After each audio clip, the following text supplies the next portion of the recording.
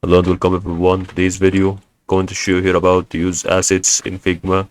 It's gonna be actually to be helping you in everything that you want through the assets in Figma. So first of all, what you're gonna do is about to type assets.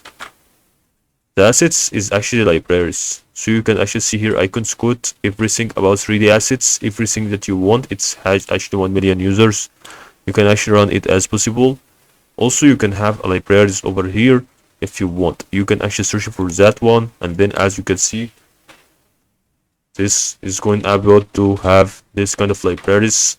This is gonna be ready through these assets. I think it's actually going on through the moment that we can see if it's ready in the through the site that it should be everything it should be redone about when this is going to be already important to do that. So that's all about how you actually started to use assets even if you want to use that.